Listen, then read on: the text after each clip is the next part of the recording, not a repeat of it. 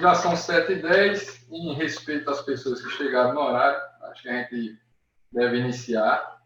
De qualquer forma, eu estou gravando e depois vou disponibilizar em link normal. E também a gente hoje criou o YouTube do hospital, a gente vai postar lá também. Até porque essa conta aqui ela cabe em 100 participantes, só de pessoas que entraram em contato com o hospital, que eu não fiz por 83, pegando senha para hoje, mais o povo que eu saio mandando. Então, pode ser que a gente tenha um limite aí de 100 e algumas pessoas não hoje. Bom, pessoal, boa noite. Para quem não me conhece, meu nome é Rafael Lucena.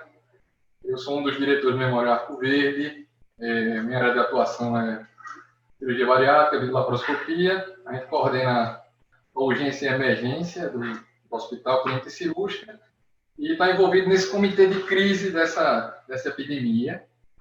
Tá? E, antes de mais nada, eu queria combinar a dinâmica de hoje com relação às perguntas. Então, quem quiser fazer pergunta ao Dr. João Bosco, tem tanto o chat aqui, o bate-papo, que eu vou estar acompanhando, quanto quem quiser se manifestar, eu espero que haja essa interação, tem uma opção no Zoom de levantar a mãozinha, tá? Então, levanta a mãozinha, até tem muita gente conhecida, quem não levantar, eu vou clicar e vou abrir o vídeo também, para poder ter uma interação bacana. Então, levanta a mãozinha para a gente ter essa oportunidade de discutir e trocar experiência, certo?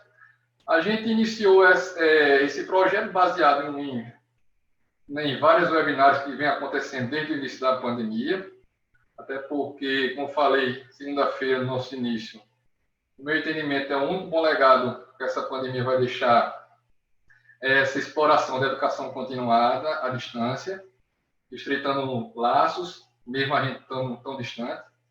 Segunda-feira a gente fez uma reunião e, em um dado momento, tinha 5 estados participando: Pernambuco, Piauí, Rio de Janeiro, São Paulo e Ceará.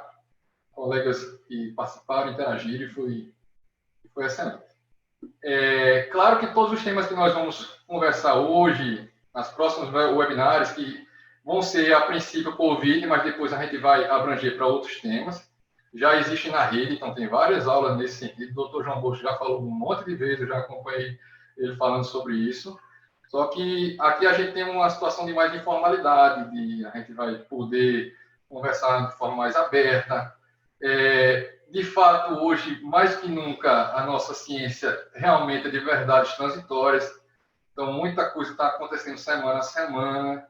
A gente estava aqui conversando, o corticoide agora entrou a todo vapor, mas semanas atrás, a própria Associação Médica Intensivista Brasileira, Sociedade Brasileira de Infectologia, tinha contraindicado o corticoide a princípio, e agora veio esse estudo Recovery aí, que demonstrou uma melhora com diminuição da mortalidade.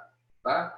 Então, muita coisa aconteceu com relação a vários estudos, erros gravíssimos, como vocês puderam observar, periódicos ingleses muito importantes foram entrar em fraude, com um mau desenvolvimento científico do estudo. Tá?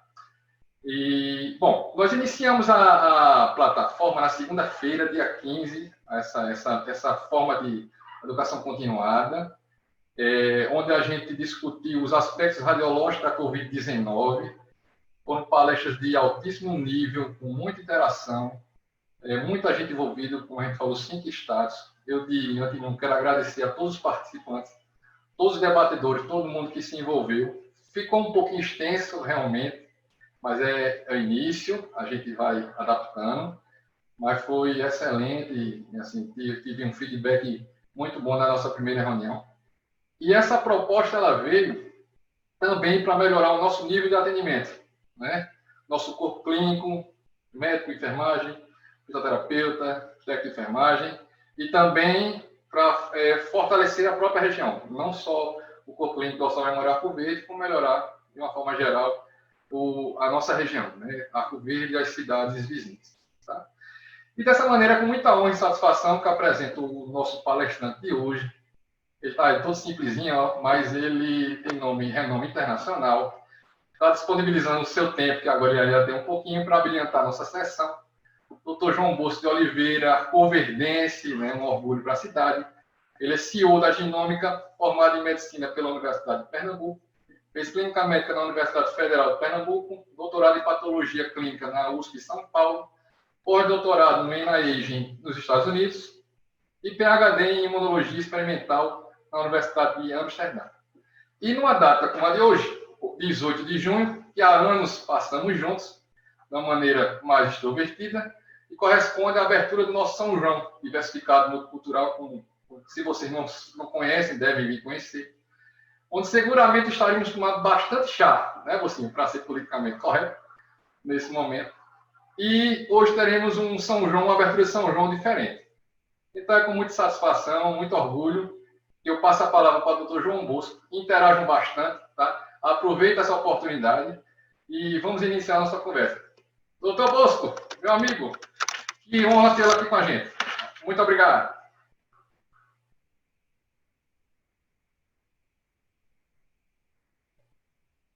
Cadê? Caiu o som do homem? Ah, rapaz. É porque você desativou, né, meu amigo? Pois não. Clica aí, por favor. Agora foi. Ô, Rafael, obrigado pela apresentação. Prazer demais estar aqui hoje, conversando com vocês. Ainda mais na abertura de São João, realmente. Era para ser, né? Você está realmente tomando um bocadinho de chá ali por cima, olhando o movimento. Infelizmente estamos em casa, mas pelo menos estamos fazendo bom uso do tempo, né? Já que a gente não pode parar, vamos pelo menos estudar, né? E eu acho que você falou uma coisa boa. Acho que essas conferências à distância, esses webinars, acho que vieram para ficar. Se a gente vê que é eficiente, acho que prende tanta atenção quanto a apresentação online, a apresentação presencial, você não tem que se deslocar. Então, acho que realmente esse formato, até de congresso, me inscrevi em 2 congressos, já ou 3 esse ano, para apresentar o Ser Plateia à distância. Então, acho que isso aí vai ser uma coisa muito boa. Então, obrigadão, é um prazer, é todo meu estar aí participando dessa live. E hoje o tema é testes diagnósticos, então, ou seja, diagnóstico de Covid. Eu estou à disposição para você começar a gente conversar. Bom, eu tenho um bocado de pergunta aqui, tem muita gente ansiosa, mas eu acho que, de antemão, a gente deveria conversar, como tem não só médico participando, tem outros profissionais, e então, assim, inicia falando sobre os diferentes testes, as épocas de cada teste, o que esperar de cada teste, qualidade, onde é que eu vejo que esse teste realmente tem vale a pena fazer esse teste, é um pouco mais barato que outro. Como é que eu me certifico disso? Então, claro, apanhado disso inicialmente.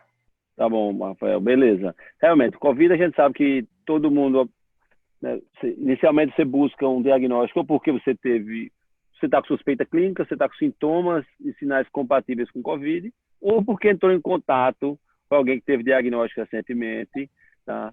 O diagnóstico clínico, está no hospital, está com quadro pulmonar, ou porque teve um PCR positivo, já sabidamente confirmado molecularmente. Então, você procura assistência nessas duas, inicialmente para diagnóstico nessas duas ocasiões. E há muita dúvida, o pessoal confunde muito mesmo, Rafael, o que é que deve ser feito, certo? E tem 2 grandes grupos de teste para COVID, tá? Um é um teste onde a gente procura o vírus, tá? Então, eu quero saber, será que agora eu sou portador do vírus, ou seja, eu tenho o vírus no meu trato respiratório e posso realmente estar doente com Covid, ou mesmo que eu não tenha doença nenhuma, não tenha sintoma clínico nenhum, será que eu tenho o vírus e posso transmitir para outra pessoa? Ou seja, será que eu posso ser um portador assintomático, tá? Então, toda vez que a pergunta for, será que eu tenho o vírus agora? Só tem um teste no mercado atualmente com sensibilidade e especificidade adequadas para dar essa resposta. E é o tal do PCR, o RT-PCR, tá? Que é um teste molecular, onde a gente procura fragmentos de RNA do vírus, o vírus é um vírus RNA, no trato respiratório, tá? Então, nessa natureza desse tipo de teste, você faz um swab, que é aquele cotonete, ou nasal, ou na garganta, ou os dois. Muita gente diz, eu fui em tal lugar, o cara me fez nasal, nasofaringe e orofaringe. Outro só fez naso, outro só fez oro. Se você for olhar no CDC, tanto faz, tá? Não precisa ser dos dois, e a gente estava com muito desperdício de insumo, inclusive, por conta disso, tá? Um nasofaringeu ou orofaringeu, e tem outras opções. Aspirado traqueal, obviamente, o lavado brônquico, Você tem agora aprovado também suave da parte anterior do nariz, tá? Sem precisar ir na nasofaringe. Quem já fez esse teste sabe que é um pouquinho desconfortável. Eu já fiz assim umas 7 vezes em mim mesmo. A gente faz uma rotina de teste lá dentro do laboratório para manter o laboratório sem nenhuma pessoa com doença, né? Nem portador assintomático. Então, se a pergunta for, será que eu tenho vírus? A única forma de responder isso, tendo ou não doença, a única forma de responder isso é com o PCR, tá? E aí uma pergunta comum é em que tempo eu devo, então, procurar para fazer o meu PCR, tá? Para diagnóstico de Covid, para saber se eu tenho vírus. E aí, se você olhar a literatura, você pode já fazer desde o dia 1 de sintomas. Então, do dia 1 ao dia 6, quinto ou sexto dia, tá? Do começo dos sintomas, é a melhor janela para se procurar vírus, tá? A partir do sexto, e especialmente a partir depois do 8º dia de doença, a quantidade de vírus que você tem no seu trato respiratório cai bastante e você começa a ter perda maior da sensibilidade do teste. E o teste vai dizer, você não tem vírus no seu trato respiratório e você pode ainda ter Covid e já passou da data de você fazer o diagnóstico, tá? Então, se está com sintoma, no dia 1 de sintoma já pode ser feito. Eu posso esperar 2 dias? Pode esperar 2 dias, problema nenhum. Provavelmente não vai mudar a sensibilidade. Entre 1 a 5 dias vai mudar quase nada a sensibilidade. Na verdade, se você adivinhasse, se fosse um cigano, 2 dias antes de ter sintomas, você já começa a ter uma carga viral aumentada, tá? Então, 2 dias antes de ter sintomas, já sobe bastante a carga viral e você já consegue fazer a detecção de Covid, do SARS-CoV-2, alguns dias antes de começar a ser sintomático, no dia 1 de sintomas, até a melhor janela até o dia 7. Depois aí a gente vai discutir quais são as opções para esse período mais tardio, se você precisa de um diagnóstico firmado para SARS-CoV-2 depois dessa época, mas já está saindo da janela do cotonete, tá? Do swab. E seria quanto essa sensibilidade nessa época? A sensibilidade nessa época veja, as sensibilidades são todas relativas, porque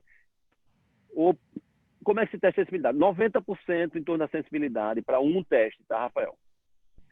O que é que se diz? Se você tem sintomas típicos de Covid, faz um PCR em torno de 90% de sensibilidade. Se eu tenho uma suspeita grande e foi negativo, a indicação é fazer a repetição, fazer um segundo teste. Eu sei que a gente pode ter dificuldade de acesso, estou falando de ciência. De 1 a 2 dias depois, fazer a repetição do swab para cobrir esse buraco desses 10% que são negativos aí nessa primeira passagem, tá? Mas é o teste com maior sensibilidade. Esse que secreção nasofaringea. Qual era o teste melhor de todos, fora esse? É bem difícil. É lavado brônquico, tá? Então, tem que estar o paciente entubado, obviamente, e você fazer um lavado, a taxa de positividade é maior ainda, tá? Mais do que 90%, só que o material é difícil. Então, na prática, a gente sabe isso. 10% dos pacientes podem ter clínica, tá típico Covid, e a gente passar negativo na primeira passagem. Sem contar, né, que acho que é importante salientar que a coleta é muito importante, né? A técnica da coleta, porque às vezes não é que está lindo, é a coleta que foi mal feita. Então, com a disseminação dos testes, isso pode ter caído um pouco o nível da coleta. Então, é importante que se saiba que quem está gerindo um laboratório desse, ele tem que ter técnicos que façam a coleta adequada, porque não adianta você estar lindo se a coleta não for adequada, vai dar negativo. Isso. 2 coisas, Rafael, relacionadas a isso, que são casos que não são negativos verdadeiros, né? Porque problema técnico, tá? Um é a coleta, como você falou, tem a técnica adequada, se for nasofaringea profunda, quem já fez sabe o que é. Você sente o canudo entra desse tanto aqui, você vai bater no cérebro lá atrás, tá? E como você guarda a amostra e transporta. É tão importante quanto, vejam, depois de uma amostra dessa coletada, você passa esse cotonete, coloca numa solução salina, soro fisiológico, tá? Um pouquinho de soro fisiológico, tá? Depois desse soro fisiológico, tem que ser guardado a 4 graus, seja numa geladeira ou num container que tenha geloc com temperatura monitorada. Não adianta jogar em cima de uma bancada e ficar lá 2 dias na bancada até ser transportado para o laboratório onde vai fazer a análise, tá? Tem que ser acomodado até 70, a 4 a 10 graus, seja geladeira, por no máximo 72 horas. Se você acha que vai demorar mais que isso para fazer análise, tem que ser congelado a menos 80. Tá? Então, a gente tem uma janela. Ou seja, tem que ser um processo profissional bem treinado para coleta, depois tem que ser acomodado da forma correta. Você veja em São Paulo, perderam milhares de amostras no Lutz, geladeira por vários dias, teve que jogar fora, porque não tinha como voltar e fazer análise dessas amostras. E aí você otimiza para minimizar essa chance de falso negativo. Tá? Então, como eu contando no começo, Rafael, esse é quando você quer saber se tem um vírus. Tá? Uma outra situação é se eu quero saber se eu já tive no passado doença e se eu posso agora estar imunizado. Tá? Então, é outra categoria de teste.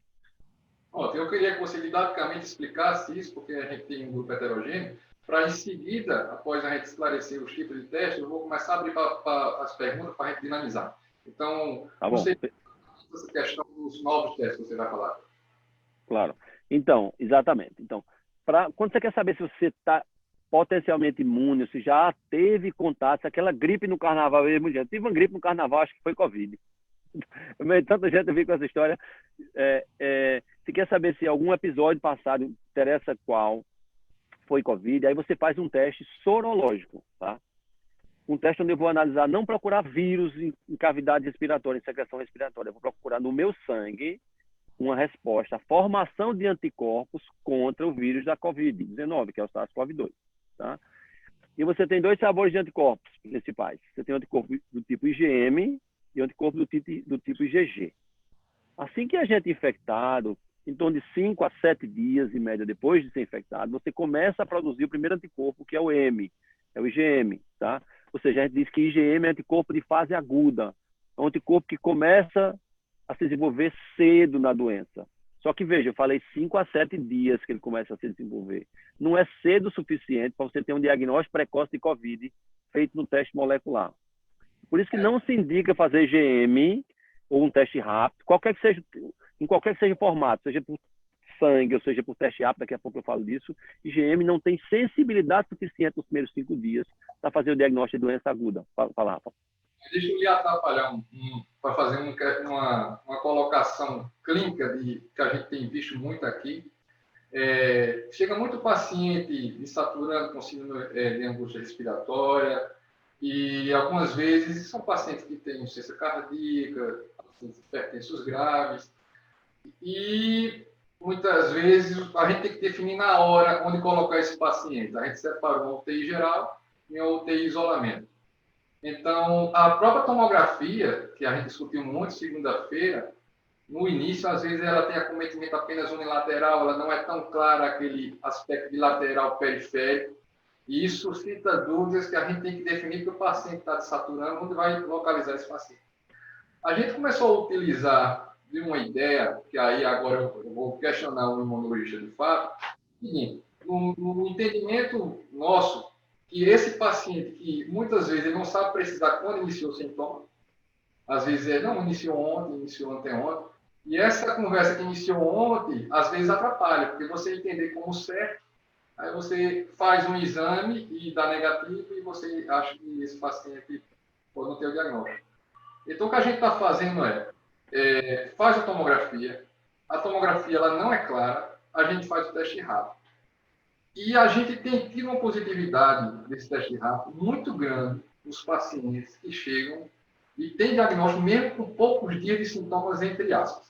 A pergunta que eu faço esse doente que chega com acometimento respiratório, se ele for COVID, já com lesão pulmonar, muito provavelmente esse IgM será positivo ou não tem nada a ver?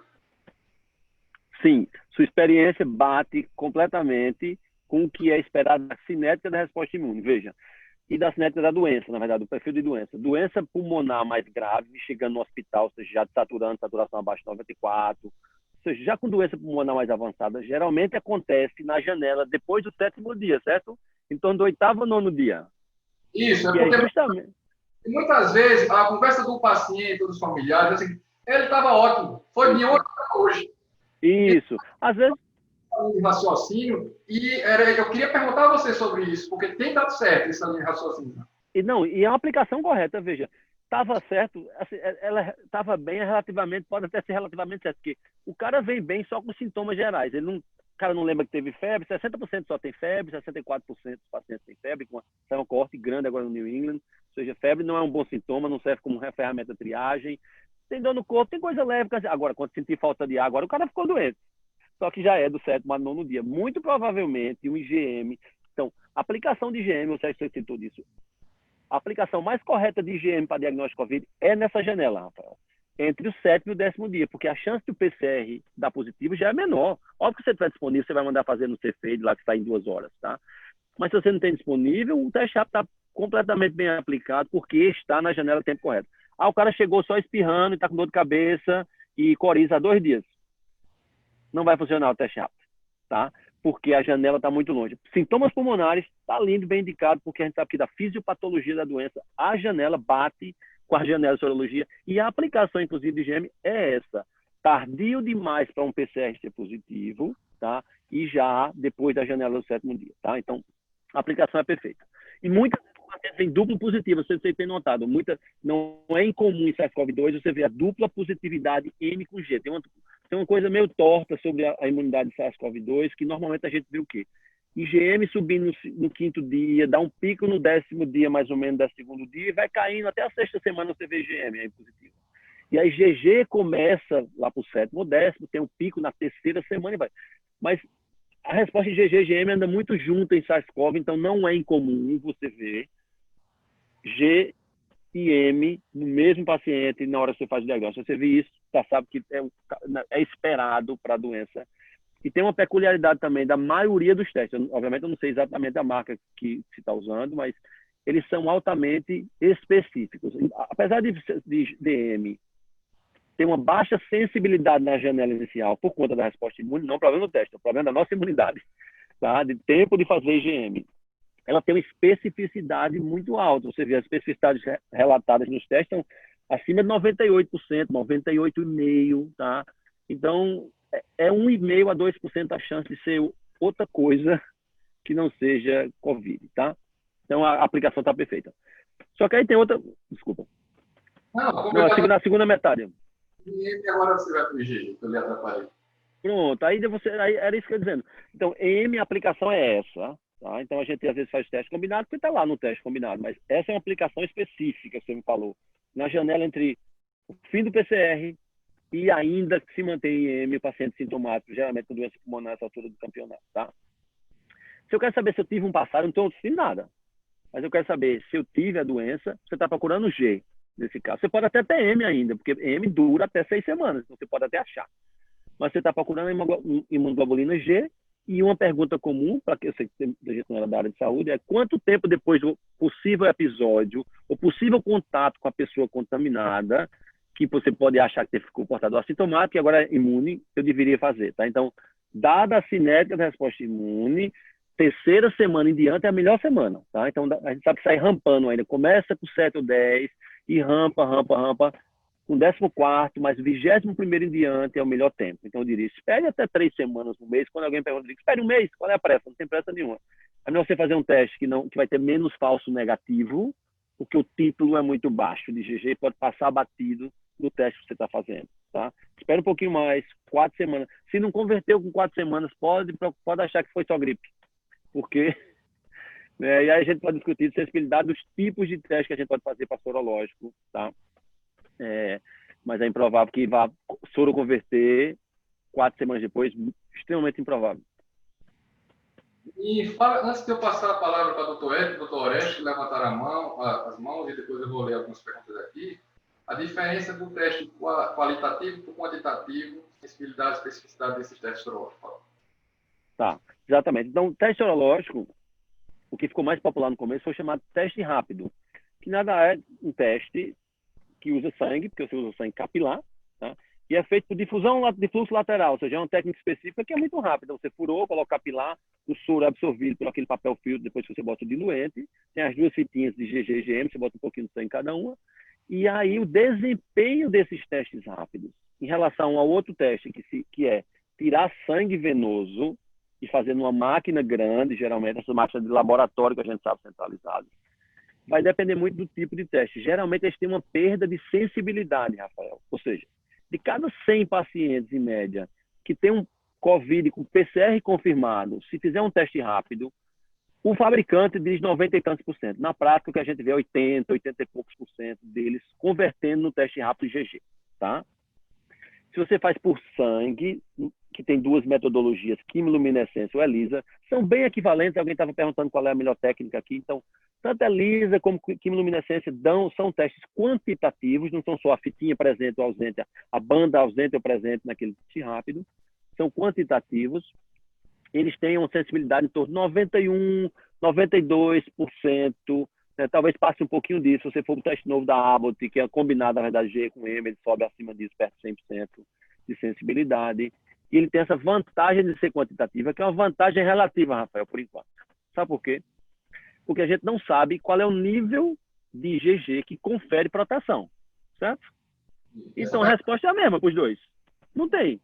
Não é feito pneumococo que eu digo. Eu preciso de 4 sorotipos de pneumococo pós-vacinação, acima de 1,3 nanogramas por decilitro. Essa aqui é uma coisa quantitativa, certo?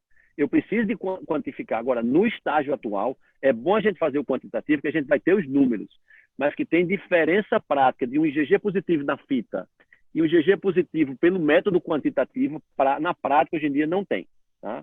Você pode ter um ganho de sensibilidade no teste venoso, no teste mais formal, do que o teste rápido. Mas uma vez positivo os dois, a resposta é a mesma. Você não tem grandes vantagens, né, nem teóricas nem práticas atualmente, de um teste quantitativo, fora esse aumento de sensibilidade. Isso é pelo tipo de metodologia usada, que é ELISA quimiluminescência, versus difusão lateral, que é um pouquinho diferente.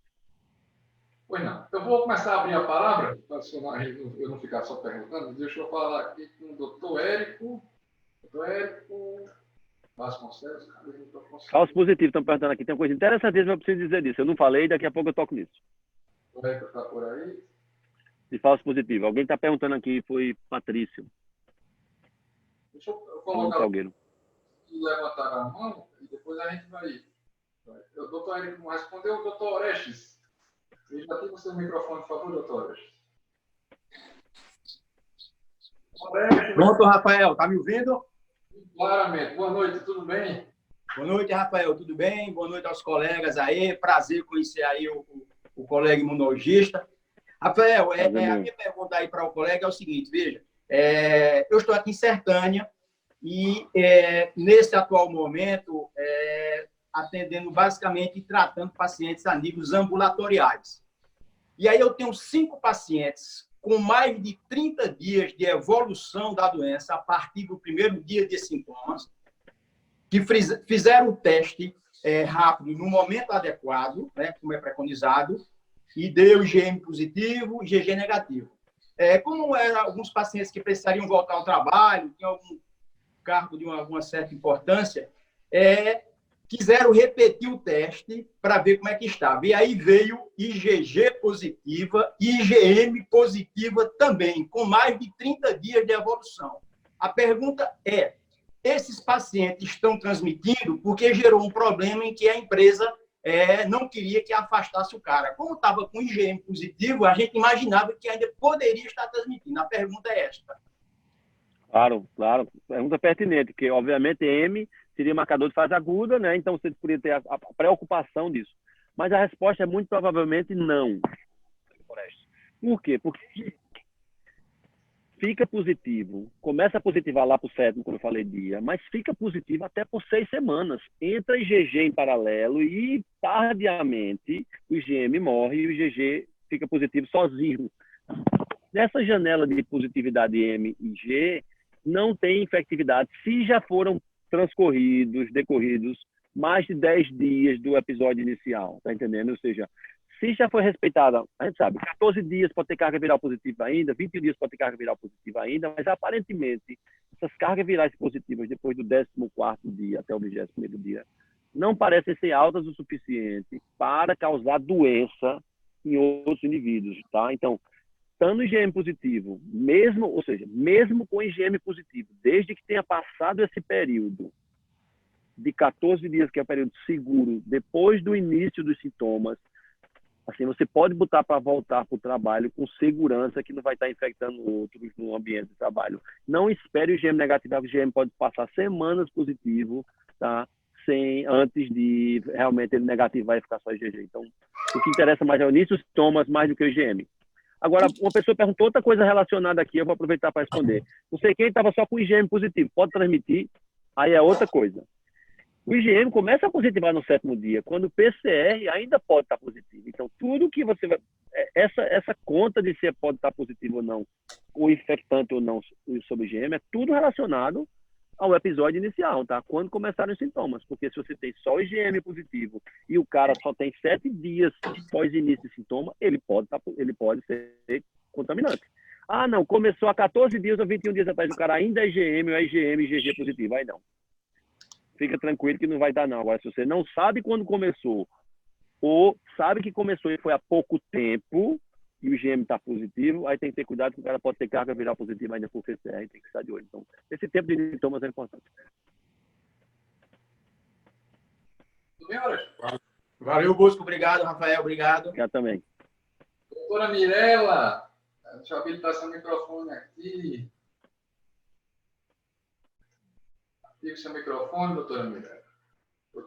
Ativa aí, por favor. Doutora Mirela. É porque eu estava com o menino aqui fazendo barulho para não atrapalhar a reunião. Não, eu tenho várias dúvidas, assim, principalmente com relacionada ao tempo do aparecimento dos anticorpos, né?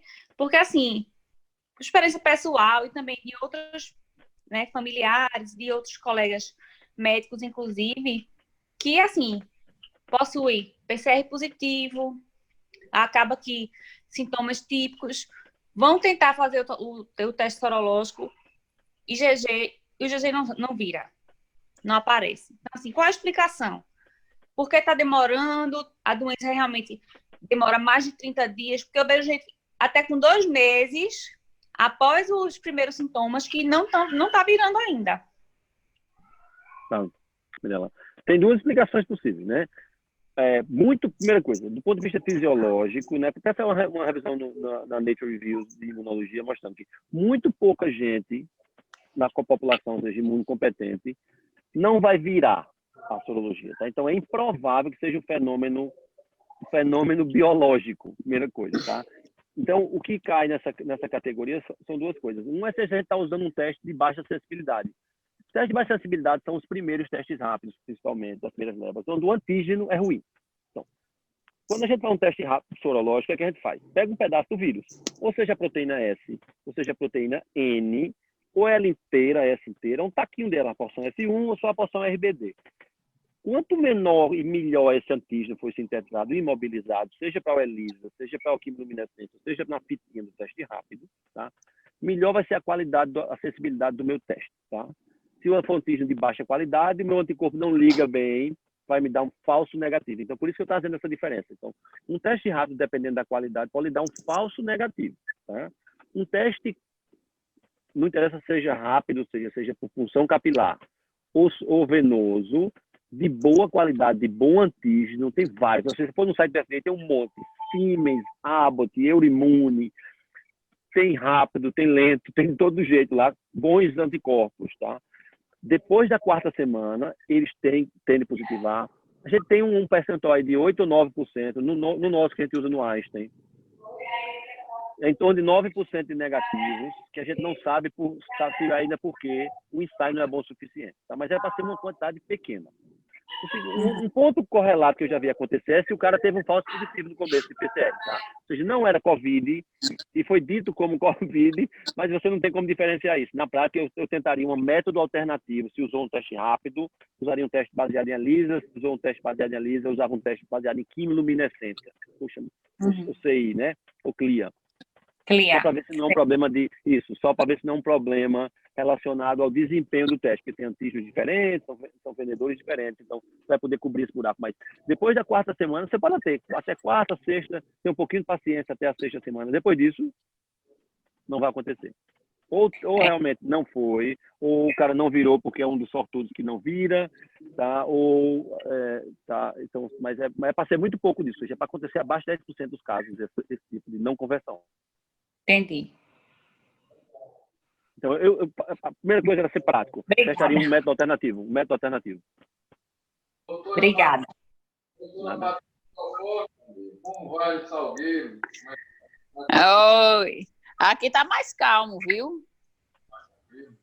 Aqui tá mais calmo, bem mais calmo. Na verdade, tá mais calmo que Arco Verde, né? E Serra Talhada, mas deu uma amenizada. Só que a gente tem tido um problema muito importante, doutor, com os testes rápidos, porque nós temos tido uma quantidade considerável de testes falsos positivos em pacientes assintomáticos que procuram um laboratório do hospital, aqui do nosso hospital, para fazer exame, mesmo assintomático, com a solicitação médica, e aí vem falso positivo. E o problema está sendo tão grande para a gente que a gente desistiu de fazer. A gente está fazendo apenas o ELISA, entendeu? Por quê? Porque o paciente faz, e aí vem o positivo, ele é assintomático, e aí tem uma reação cruzada aí importante que está dando, não sei com quais doenças, e a gente desistiu. Nós estamos fazendo apenas o ELISA e o SUAB, para que evite uma notificação inadequada e problemas com o paciente, que a gente agora coloca para todo paciente que fizer o exame, tem que assinar um termo, sabendo do que é que pode acontecer. Perfeito. Foi ótimo você levantar isso, porque era o outro problema. A gente está falando do problema de falso negativo, baixa sensibilidade, né? Vamos falar do problema de falso positivo, tá? E essa você botou o dedo realmente na ferida, que é realização de teste sorológico em paciente assintomático que não teve um contato, ou seja, um paciente onde a probabilidade pré-teste é muito baixa de ter Covid, tá? Então, a gente sabe que os valores preditivos positivos, ou seja, a chance de um teste positivo ser realmente positivo, depende diretamente da probabilidade de antes, probabilidade pré-teste e das características do teste.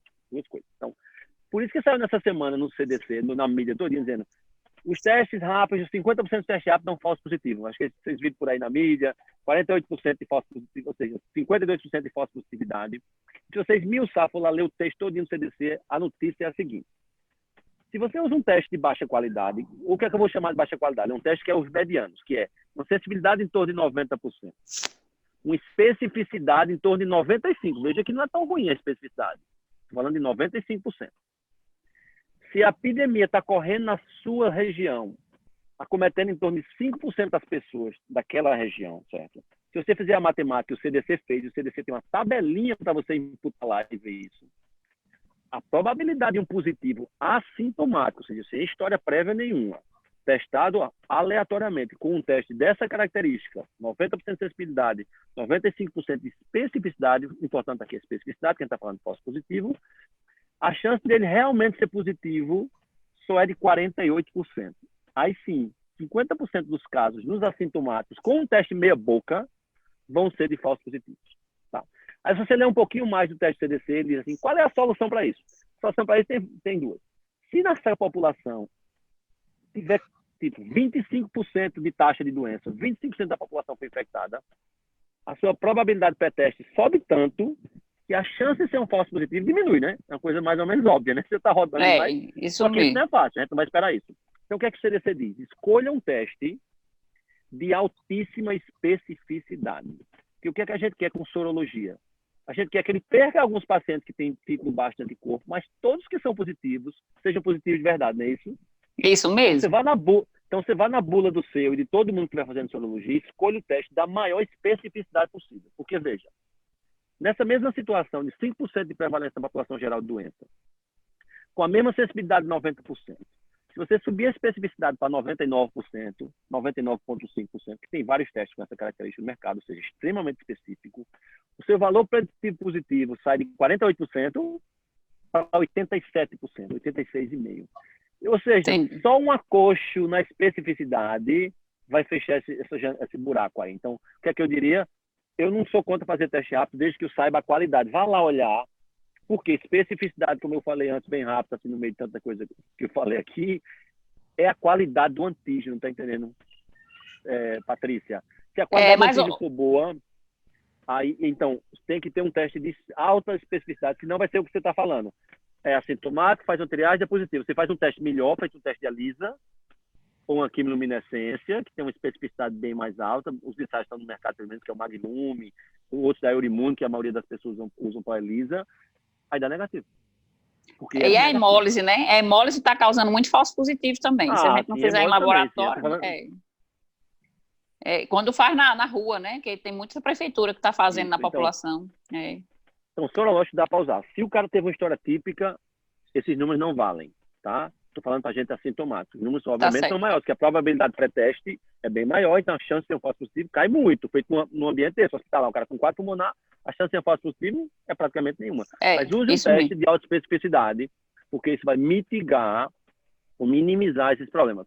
Se você tiver à disposição num laboratório que entregue rápido, dentro do hospital, em qualquer lugar, faça um sorológico venoso, porque a gente sabe que esses kits dá mais trabalho de ser desenvolvido e as características são, em geral, melhores. Mas se não tiver acesso, só escolher bem o teste rápido. No site do FDA tem uma listinha lá de o que é um teste rápido, assim. E tem vários aqui. O Eco é bem razoável, que é o que a Anvisa gosta, o da Eco Diagnóstico. O nosso é o Eco, Ainda assim, nos assintomáticos ainda problemático. Assim, eu nem lembro qual é a especificidade do Eco nos assintomáticos. É bom a gente dar uma olhada, né? Tá bom. Tá ótimo. Tá Obrigada. Nada. O pessoal aqui do chat, o doutor Orestes se inscreveu para ter com ele. O pessoal do chat fez uma pergunta aqui, já duas pessoas, a doutora Sandra Carvalho e Cláudia Gomes.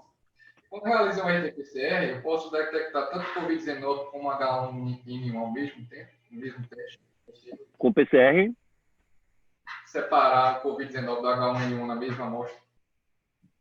Só se fizer 2 testes PCR. E sim, a gente faz isso, assim, manda a amostra às vezes para um painel de vírus respiratórios que faz H1N1 e vários outros, corona sazonal, PDD, mas o mesmo PCR, quando você manda para a Covid, geralmente só dá Covid. Se for negativo para a Covid, você pode ser positivo para 10 bichos diferentes, mas a gente não vê, a não ser que você peça especificamente PCR para influenza, PCR para Covid, não vai sair. E, eita, Patrícia, eu esqueci de respondê-la também uma coisa que ela falou sobre positividade cruzada com outros coronavírus, tá, Patrícia? Isso é bem incomum, mas pode ter positividade cruzada com outros coronas sazonais. Lembre, tem 4 tipos de corona, cheio de nome diferente lá, OC63, NL não sei das quantas, 4 nomes feios lá, que dão 30% dos resfriados em humanos, né? Em épocas de coisa. Então, esses anticorpos podem ter. Como não está tendo, aparentemente, surto dos coronas sazonais, SARS-CoV parece que foi o rei dessa temporada, a chance disso acontecer é menor, mas existe sim a chance de ter positividade cruzada com outro corona. E esses outros coronas geralmente causam quadros respiratórios altos, não baixos. Por isso que se tiver uma clínica sugestiva, a chance de ser um falso positivo é bem pequena. Não está sintomático, é vida zona. Tá? Mas existe essa realmente, e é a fonte mais comum de positividade cruzada como fonte de falso positivo né, entre os coronavírus. Tipo, entre influenza não, mas entre corona com corona pode ser. Moço, o Damião pergunta aqui, que disse que em algumas lives ele viu que o IgA seria um marcador mais adequado para a doença em atividade do que o IgM. O que é que você tem a dizer a respeito disso? Não, o CDC estritamente hoje em dia recomenda não utilizar teste baseado em IgA, porque não tem vantagem nenhuma comprovada sobre o teste com IgM. A cinética é mais difícil de entender. IgA é uma imunoglobulina produzida obviamente no sangue, por célula plasmática, mas ela está presente em grande quantidade em secreção, que ela está enlocada e colocada para toda a secreção pulmonar, secreção respiratória, secreção do trato gastrointestinal, tá? Então, que é bem importante para a defesa de barreira, tanto que quem tem deficiência de IgA tem um bocado de infecção pulmonar, infecção do trato respiratório, tá? Mas não tem papel nenhum atualmente na imunidade. Se você for olhar no guideline recente do CDC de agora, ele diz expressamente não utilizar teste baseado em IgA. Doutor Orestes, entrou na fila?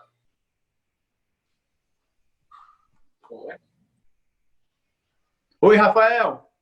Um abraço. Oi, Rafael. Entrou na fila de novo, botou a mãozinha ou foi sem querer? Não, irmão, desculpa aí, foi sem querer, viu? Tudo bem. Já. Bosco. Ligou aqui. Fica apertando aqui, se a mania de estar participando de outras coisas, quando eu posso mutar meu microfone. Vai lá, manda bala. Em que pé, o pessoal pergunta bastante, tem muita coisa rolando, alguma atualização sobre vacina mais próxima? Qual a situação atual? Vacina, cara. O pessoal pergunta bastante. Vacina, sim. O que tem de vacina? A gente sabe que a vacina mais adiantada está em começo de fase 2 ou 3. Tá? Que é a vacina da Oxford com a AstraZeneca, que é baseada em proteína recombinante, que é uma plataforma boa, bem estabelecida, né? Seja, com várias vacinas já presentes no mercado. Então, se essa Eu li recentemente, inclusive, dizendo que talvez eles completassem o trial antes do final do ano, fase 2 ou 3. Vão ser 30 mil pacientes, né? Junto com o trial da Moderna também. Então, se isso acontecer, a gente tem eles, né? Porque vai ter, eu vi que a perspectiva de produção era em torno de 200 milhões de doses até o fim do ano, ou seja, não vai ter para quem dê, né? Essas doses produzidas, se der tudo certo. Então, quem está mais adiantado é essa da Universidade de Oxford com a AstraZeneca, a da Moderna, que é aquela que deu bastante bafafá, que é uma baseada em RNA mensageiro. Está começando fase 2 agora, e o fase 3 ele já quer começar quase que em paralelo em julho, querendo acabar até o meio de outubro, tá? Com também, acho que 33 mil pacientes. Ou seja, talvez daqui no fim do ano a gente tenha algum dado de eficácia real de fase 3 pronto. Entre ter o dado real de eficácia, de segurança, parece que vai ser segura. As duas são bastante seguras, né? Então, assim, ninguém antevê problema de segurança, como piora após infecção, que algumas vacinas podem causar isso, né? Mas daí, Rafael, vem o desafio da produção, rampar a produção, né? E distribuição. Então, com toda chance, se a gente tivesse vacina para o fim do ano 2021, ia ser uma beleza, mas tem esses gargalos. Para mitigar esses gargalos, bebê, eu não sei como é que a Astra está fazendo, mas a Astra também está fazendo isso. Os Estados Unidos, o governo, pegou as 5 melhores candidatos, Pfizer, Astra, a Moderna e duas outras que eu não lembro agora o nome das companhias, que Eli Lilly, talvez. Mas, bom, 5 candidatos e disse, sabe o que? Ele está bancando para eles começarem a produzir as doses em escala comercial antes de nem terminar o fase 2, né? Porque normalmente é terminar um fase 2, fazer um fase 3, depois do fase 3 começa a fase de produção em massa. Porque veja que pode desperdiçar milhões e milhões ou centenas de milhões de doses de vacina se não estiver pronto. Mas para acelerar o processo, o governo americano bancou 5 grandes, ou seja, está botando dinheiro do bolso para ter estoque já, para na hora que ter assim, eu tenho dado. Então, isso foi uma coisa que eles fizeram para adiantar. Dizer assim, eu tenho dado de eficácia, pode começar a vacinar. Uma segunda coisa que fizeram também para acelerar em vacina, que foi bastante interessante, diferente das outras vacinas que a gente teve no passado, foi permitiram o início de fase 3 com dados somente de segurança do fase 2. Porque como é normalmente fase 2? Fase 1 é para dizer que não mata ninguém, ok, e calcular a dose. Fase 2 é para saber se tem um teste maior de segurança e já começa o teste de eficácia, tá? Só que e fase 3 não, aí é um teste de eficácia pura e é monitoramento de segurança, mas já passaram da parte de segurança importante. Então, eles disseram assim, olha, quem me der dado de segurança somente de fase 2, eu não quero nem saber de eficácia, já pode começar o fase 3, para poder adiantar. Já sabe que não mata, eu não sei se protege não, mas já estou sabendo que não mata ninguém, vai em frente para adiantar. Então, essa produção em paralelo das doses, junto com essa diminuição da barra, vamos dizer assim, de requerimento para começar a fase 3, acho que é o que está dando impulso, né, de a gente ter vacina mais num horizonte um pouquinho mais curto, mas mesmo assim, antes de 2021 vai ser difícil ter alguma esperança de ter vacina por aqui para a gente. Doutora Mirella, por favor. Sobre a imunidade, né? A gente falando sobre vacina. E quais são as novidades com relação a pacientes que já foram infectados, que desenvolveram IgG, no caso? Esses pacientes vão estar... Já tem alguma novidade? Se existe uma imunidade de rebanho? Se a gente tem a possibilidade de voltar ao retorno das atividades normais com essa infecção em massa da população, no caso? O paciente não vai novamente adquirir o vírus? Já tem alguma novidade sobre isso? Vê bem. Tem alguns dados sugestivos. A gente sabe, primeiro, que a gente está longe de imunidade de rebanho. O que é imunidade de rebanho? É que a população foi tão exposta, tá, que mais de 60% a 70% das pessoas da comunidade já foram expostas e desenvolveram anticorpo. Isso, naturalmente, barra a transmissão da doença, certo? A chance de você esbarrar, mesmo que você seja o portador, o doente, o portador assintomático, esbarrar numa pessoa que do outro lado não seja imunizado, cai abaixo de 1 para 1, tá? Então, isso corta o ciclo de transmissão. Só que isso não está acontecendo, nem vai acontecer. Porque se você olhar os números de todo lugar, Na Espanha estava em torno de 5%, nas regiões mais densamente povoadas estava em torno de 10%, em Paris estava em torno de... Nova York em torno de 20%, Paris em torno de 19% também. Se você olhar França como um todo, 4,4%, Nova York 20%, regiões com 25%, ou seja, muito, o pior que tenha sido até agora a pandemia, tá? Que é feito os Estados Unidos. Os Estados Unidos está há 80 dias num platô de 20 mil casos por dia e está subindo a rampa novamente essa semana. Ou seja, nem nessas condições extremas a gente está nem perto de imunidade de rebanho. E é por isso que a gente quer imunidade de rebanho induzida por vacina. Tá? Então, naturalmente, a gente não vai conseguir induzida por vacina. Essas pessoas, aí a outra parte da pergunta, essas pessoas que já tiveram realmente têm IgG, será que elas estão protegidas? A gente não sabe ainda se está protegida por quanto tempo, mas há evidências que seja realmente protetor. Por quê? Se você... Primeiro que tem casos, só tem anedota hoje em dia de reinfecção. Você vê uma anedota aqui ou outra, mas você tem já quantos milhões de casos? 5 milhões de casos já passou dos 5 milhões, né? Não vi mais esses dias não, mas só nos Estados Unidos já tinham mais de 1,5 milhão, já está chegando a 1 milhão. Então deve ter passado já dos 6 milhões de casos no mundo. E você conta nos dedos os casos de reinfecção real. Então, mesmo em populações, né, que estão tendo segunda onda já, feito os asiáticos, tá? Então, isso não tem. Segunda coisa, o soro dessas pacientes que se recuperam, os convalescentes de Covid, tem muito anticorpo neutralizador. Saíram 3 artigos essa semana, acho que ontem, na Science, 3 em paralelo, mostrando que esses pacientes fazem múltiplos anticorpos neutralizadores. Não? E eles tiraram daí um coquetel que eles querem usar para terapia, não para prevenção. Obviamente, ninguém pode ficar enfiando anticorpo nos outros. Que é subcutâneo ou venoso, e vai embora em 2 a 3 semanas como prevenção, mas sim como terapia nos pacientes mais graves ou admitidos no hospital, tá?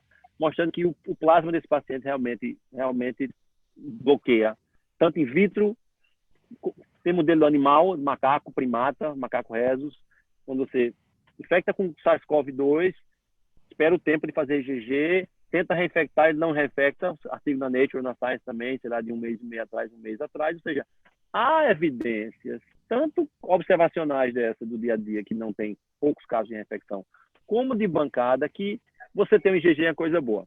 Resumindo, apesar de ninguém saber quanto de IgG, nem por quanto tempo, pelo menos, provavelmente, por essa temporada, parece estar ok, feito influenza. Influenza, todo ano você tem que tomar uma vacina, né? A AstraZeneca já disse assim, olha, talvez você tenha que comprar minha vacina todo ano. Já foi levantando a bola que quer vender vacina demais. Que acha que a vacina também, que a taxa de mutação é baixa, mas que quando completar um ano vai dar virada e vai poder escapar dessas vacinais. Então, assim, tem IgG é uma coisa boa, a gente está longe de imunidade de rebanho, a gente precisa da vacina ou precisa de uma droga antiviral tão potente que quando tomada no começo, funcione como antivírus. Tá? Imagina se você tem doença, você tem uma droga tão potente que ela cai para perto de 0, em 1 a 2 dias o nível de viremia, ou nesse caso de shedding viral nas vias respiratórias, que bloqueia a cadeia de transmissão, funciona como uma vacina. Né? E hoje, na Science, também saiu um preprint, eu não sei se foi um print ou um preprint, mostrando que tem 2 candidatos a inibidor de protease extremamente interessantes e altamente potentes. Daqui a pouco vão vir para a clínica. Ou seja, se a vacina não sair, mas sair um antiviral bom mesmo, que a gente até agora só tem dexametasona, de que funcione, ou remdesivir nos pacientes graves, que diminuiu tempo de internação hospitalar, né, em 4 dias, em média, se a gente tiver uma coisa ou outra, vai ajudar bastante, mas a gente não tem ainda nenhuma coisa, nem outra. Está caminhando. É verdade. Obrigada. Mas é uma boa coisa. Eu queria ter IgG. Agora, eu queria ter IgG, mas veja, o CDC, só emendando a conversa, formalmente não diz assim, se você já é IgG positivo, vá-se embora trabalhar, abandone seu API, começa a dar abraço em todo mundo e beijo na bochecha, tá? O CDC é bem estrito sobre isso. Como a gente não sabe o grau de duração, ou seja, o grau de proteção, o tempo de duração, ele manda não tomar decisão, nem quanto a retorno ao trabalho, nem outras, baseado em sorologia, tá, minha gente? As decisões até hoje para retorno ao trabalho são baseadas em 2 coisas. O tempo de doença, o CDC fala, já se passaram 10 dias dos sintomas iniciais já. Você já está melhor dos sintomas respiratórios e sem febre, sem tomar antitérmico, há pelo menos 3 dias, as 2 condições têm que estar presentes. Mais de 3 dias com melhora dos sintomas e sem febre, sem tomar remédio, e ter passado pelo menos 10 dias, você pode retornar ao trabalho sem PCR. Se você quer retornar antes, porque ficou um dia doente, já passaram 3 dias, eu estou no 5º dia, mas estou me sentindo ótimo, aí não pode não, tem que fazer PCR e o CDC manda fazer 2 seguidos para poder retornar para o trabalho, tá? Se você olhar o NHS, que é o inglês, ele é menos estrito, ele fala 7 dias, com 2 dias sem sintomas já está ok. Pode voltar a trabalhar, tá? Mas tudo isso é com o tempo, tá vendo? Ou PCR, ninguém usa critério sorológico. Na prática, o que é que eu faço? A gente usa. Eu tenho um funcionário aqui que é IgG positivo. Eu disse, pode tirar a máscara. Então, na prática, a gente sabe que isso a gente sabe que isso aí tem uma chance alta de funcionar. Formalmente, eu não posso dizer isso para as empresas que eu atendo, por exemplo, na Genômica, que se eu fizer um sorológico, está todo mundo... Os sorológicos vai fazer uma festa junto ali no outro dia, que está tudo certo. Então, mas a gente sabe que a chance disso realmente funcionar é bastante alta. Entendi, tá ótimo. Foi ótima a explicação. Obrigada. Pô, antes de passar a palavra para ela, isso que você falou aí, eu tenho usado assim ao contrário, não como o paciente. Mas, por exemplo, às vezes a gente tem um caso recente, o paciente passou um mês na UTI isolamento, 15 dias entubado, contato direto com a família, e aí foi estubado, saiu da diálise e tal, mas ainda requeria terapia intensiva, monitorização e tudo. E nós testamos, fizemos sorologia nele. E aí ele não tinha mais IgM, ele só tinha IgG. Então, dessa forma, a gente transferiu ele do isolamento para a UTI geral, para ele voltar a ter contato com os familiares. Não com proteção para ele, mas provavelmente ele trabalha. Tudo certo. Transcorrido o tempo correto, tu pode botar para lá de volta tranquilo. A gente humanizou também a situação, porque muito tempo sem a família, a gente tem utilizado... Não. Isso, e bem, ó, independente do IgM, se tu tiver decorrido o tempo certo, das 2 semanas, se você esticar muito a corda, 3 semanas, mas não há evidência entre a 2ª e a 3ª semana que essa carga viral, que muitas vezes é positiva, seja contaminante, independente de IgM, independente de tipo IgG, pode botar para voltar, né, sem medo de ser feliz, que você vai estar tranquilo. Doutor Érico, boa noite. Fala, Rafael. Boa noite, Rafael. Eita, boa noite, Rafael, Bosquinho. uma coisa, só complementando, Érico. Boa noite, tudo bom? Só terminando aqui o raciocínio. A volta ao trabalho, por exemplo, pode ser feita mesmo que ainda tenha algum sintoma respiratório, tá, Rafael? Por exemplo, se você tiver tosse seca, a tosse seca é persistente. Você pode ter tosse seca por semanas pós-viral, pós-Covid e pós-outros vírus, tá? Então, que não é sinal de viremia, é só sinal de resposta imunológica. O cara tá, né, teve infiltrado pulmonar e vai ter que resolver ao longo do tempo. Ou seja, a presença de tosse seca ou de anosmia, mesmo que decorrido, assim, as outras condições estão preenchidas, o cara está bem, está sem febre, está sentindo bem, decorrido 10 dias, o cara estaria bem, segundo o CDC, ok, para retornar ao trabalho, tá? Só complementando, que não precisa estar zerado, novo na caixa, não. Doutor Érico, por favor. Opa, Érico, boa noite. bem? Boa noite, tudo bem, Bosquinho? Boa noite, colegas. Beleza. Uma dúvida que eu teria era a seguinte: qual embasamento que a gente teria para afastar as gestantes de risco habitual, para afastar do trabalho, e por quantos dias a gente afastaria? Inicialmente, eu comecei a dar 90 dias, quando começou a pandemia, só que aí o INSS, os patrões começaram a chiar, e a gente começou a dar de 30 em 30 dias. Se isso perdurar tanto, até vocês aí como patrões, assim como eu sou também, a gente tem funcionário da área de saúde, como é que a gente vai lidar diante disso? Como médico, como médico e como empregador, como empresário, como é que a gente vai, como é que se diz, conduzir esses casos de gestantes e trabalho, perante o risco de exposição ao SARS-CoV-2? Então, Érico, veja bem, a gestante viu logo alguns meses atrás, né, que era um grupo de risco, né, junto com alguns outros grupos de risco, idoso, diabético, né, hipertenso, somente gente com doença vascular, né, mais do que asma, que acabou não sendo um grupo de risco real, né, outras doenças respiratórias que acabaram não sendo. Então, formalmente, eu não sei diretriz nenhuma que mande afastar do trabalho, tá entendendo? O que o empregador tem que ter é a sensibilidade para colocar em trabalho remoto os pacientes do grupo de risco. Ou seja, na nossa empresa e outras empresas, os empregadores, aí vocês me corrigem, eu não vi legislação específica nenhuma permitindo afastamento, assim, porque a gente sabe quanto tempo vai durar a pandemia, tá? O que é que a gente Exatamente. tem? Exato. O que deveria ter a sensibilidade da medicina ocupacional da empresa, se tiver medicina ocupacional, ou do dirigente, de tirar essas pacientes de grupo de risco e colocar em trabalhos adequados para fazer trabalho remoto. Porque ninguém sabe quanto tempo vai durar a pandemia. Não há indicação, ou seja, se a empresa for de uma atividade essencial, tá, que precisa estar aberta, e a empresa está tomando as medidas já requeridas de diminuir densidade, uso de máscara interna, ambiente mais ventilado, bererê, bererê, teoricamente, eu acho que a gente não sei nem se poderia realmente deixar afastado, mas deveria haver uma sensibilidade quanto à adequação do trabalho para o serviço remoto. Não tem como você deixar afastado, né? Mas só porque é gestante, já fica, né? Ou seja, é complicado. Realmente você está numa situação, É uma situação enrolada. É uma situação delicada. Por exemplo, eu tenho muitas gestantes que são professoras de primário, de educação infantil. Então, imagine quantos contatos elas vão ter indiretos com essas crianças quando voltarem às aulas, entendeu? Isso. A minha preocupação é isso. Eu tenho uma professora que dá aula aos pirrais de 5, 6 anos.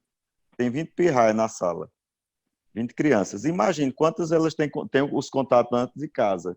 Trazem tudo para a professora. Olha a bronca. Como é que eu vou deixar uma pessoa dessa em sala de aula? É difícil. Eu acho, do ponto de vista de medicina do trabalho, acho que não vai haver legislação para cobrir essa ausência dessas pessoas por tempo prolongado, não. Vai ter que, sim, obrigar o uso de API, vai ter que ver na escola a estratégia, por exemplo, de deslocar essas professoras para trabalho administrativo e botar outras. Esse tipo de coisa que é ao redor de mandar para casa, né? As custas do empregador. Alternativa, então, outras alternativas. Né? Outras alternativas. Óbvio que a gente sabe que para voltar ao trabalho está um rolo agora. Até para empresas, até para pessoas normais, porque a gente está, por exemplo, fazendo PCR em 15 dias. Eu tenho empresa fazendo PCR em 15 dias em 1.800 funcionários, para você ter ideia do tamanho do problema. Empresa de saúde fazendo em 15 dias em 200, 300 funcionários, porque quer manter a empresa limpa. Acabei de ler hoje no New England um editorial sobre isso, um especial sobre isso, sobre retorno ao trabalho, desafio de retorno ao trabalho, né?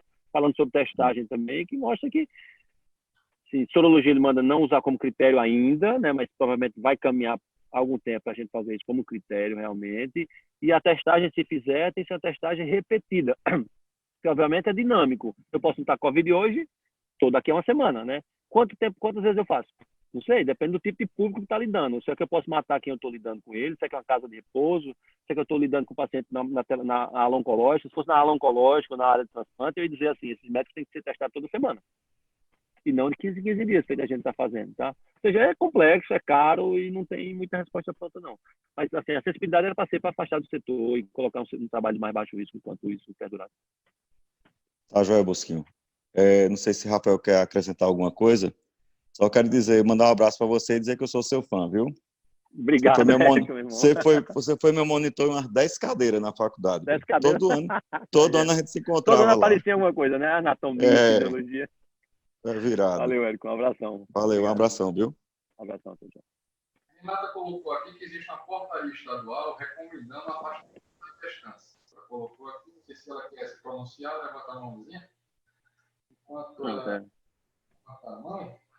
Bosco, uma vez a gente estava conversando, e é claro que isso é uma amostra enviesada, o seu laboratório genômico especialmente, né, que os casos são direcionados, mas houve uma época que você me disse que estava chegando em torno de 60% de todos os testes que chegavam lá eram positivos, né? Deve ter um mês e meio. Qual é a situação atual? A situação melhorou muito, Rafael. A gente, do pico de, 3 semanas atrás, eu acho, mais ou menos um mês atrás, a gente chegou até isso que você falou, 57%, 60% de todos os testes que entravam eram positivos. Hoje a gente está em torno de 20% de positividade. Tá? Que ainda é quentinho, você veja como é quente. Tem empresa que a gente está fazendo, em assintomáticos, está dando 10% de positividade, ou seja, dependendo da região aqui, onde você está fazendo. Ou seja, está em torno de 20% ainda, Rafael. Melhorou bastante, o volume também caiu, o volume de amostras vindas do LACEN caiu bastante. Então, a gente teve um termômetro sentindo cair na pandemia aqui dentro do Recife, antes de estar em qualquer lugar, que a gente viu o drive-thru da gente de marcação, com 6 dias de marcação, uma semana, todo mundo me pedindo para adiantar e encaixar aquele inferno. Daqui a pouco para 5 dias, 4 dias, 3 dias, 2 dias. Então, a gente foi vendo desacelerar, foi vendo o LACEN, que a gente é parceiro do LACEN, a gente, fez mais de 7.000 amostras para o estado de Pernambuco, né, dentro da parceria, esfriando e não tem mais nem demanda para terceirizar para a gente. Faz dias que o LACEN não terceiriza nada para a gente. Nós mandou 150 amostras essa semana, tá? Mas assim, totalmente esfriou, e com a taxa de positividade, que você citou, é um marcador extremamente importante, caiu abaixo de 30% já faz muitos dias. Ou seja, não. No momento que estava falando sobre vacinas, você tocou numa situação de mutações.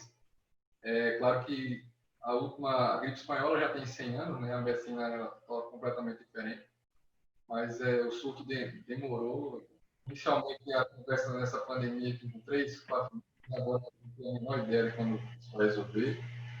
Até que ponto essas mutações que a gente vê de essa informação que identificar novas mutações do coronavírus e tal. Primeira pergunta, se essas mutações necessariamente elas podem levar a um vírus mais agressivo, a gente sabe dos fenótipos que existem do coronavírus, elas vão atrapalhar na formulação da vacina.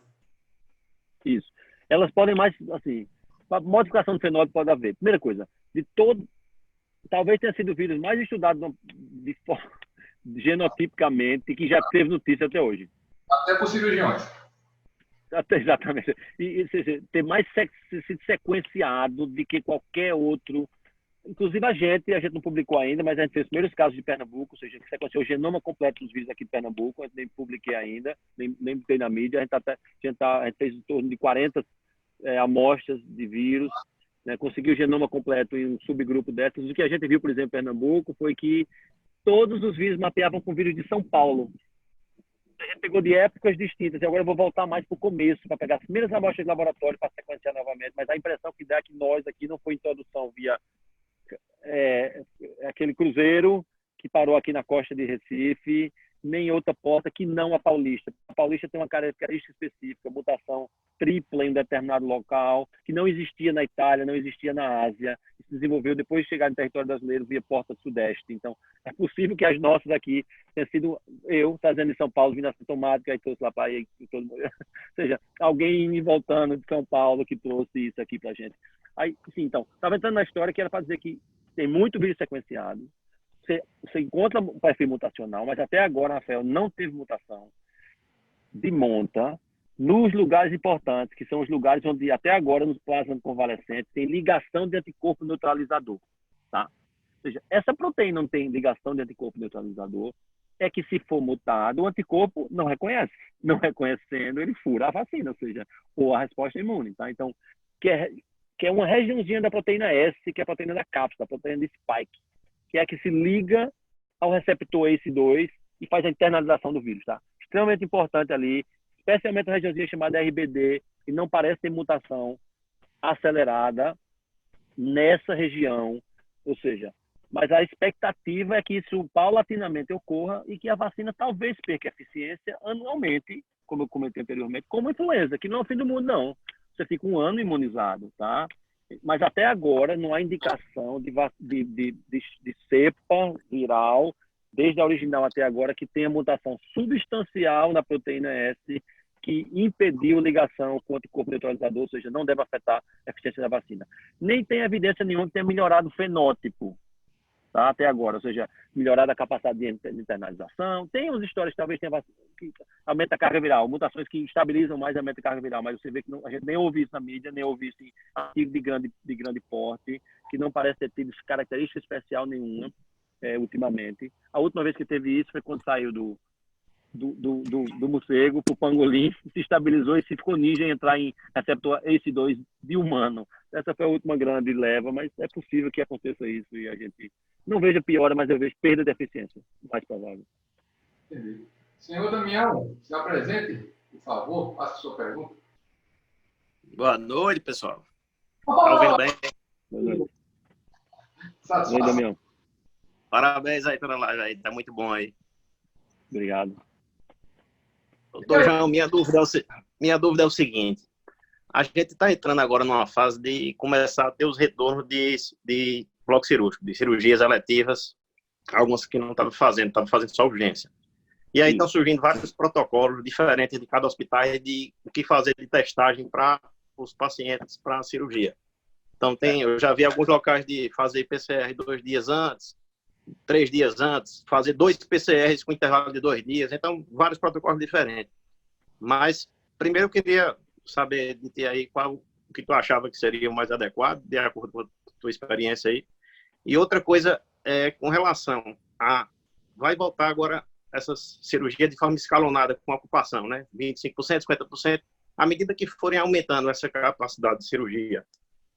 Como é que está a situação com relação aos laboratórios de capacidade de fazer esses testes? Fora os testes que já são feitos dos doentes, dos hospitais, das empresas, de realizar esses testes para todas essas cirurgias e saírem o resultado nesse tempo hábil de 2 dias. São ótimas perguntas. Então, o que é que tem? O que é que tem de protocolo? Você tem, talvez André esteja aí, Rafael, não sei se André está por aí, mas tem um protocolo da Academia Americana de Anestesia, certo? Que recomenda a realização de teste em RT-PCR, tá? O PCR, tá? No intervalo curto antes da cirurgia. Qual é o intervalo curto dentro da cirurgia? Idealmente, 2 a 3 dias. Por que 2 a 3 dias?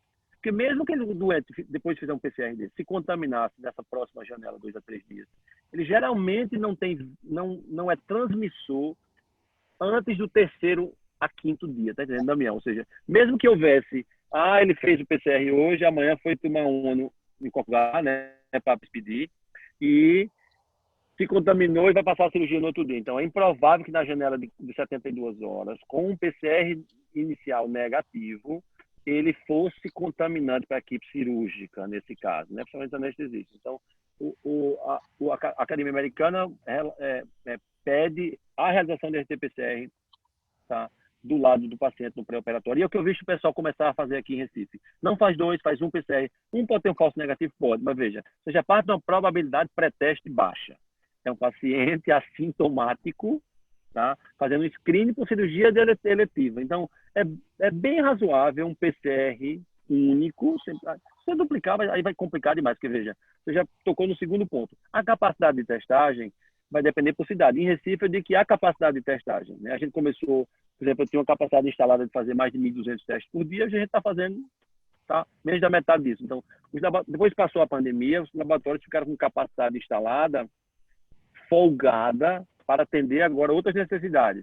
Empresas querendo voltar a botar seus empregadores e manter a empresa limpa, e esses pacientes pré-operatórios e equipe cirúrgica. Então, eu não vejo muita dificuldade em dar um teste em 48 a 72 horas, somente 48 horas, nessa janela adequada, que seria uma janela adequada para botar no bloco cirúrgico. Mas que eu conheço de protocolo formal, se você pitaco meu, da Academia Americana e é para o PCR, e eu recomendaria fazer um, não tem necessidade de fazer 2 testes consecutivos.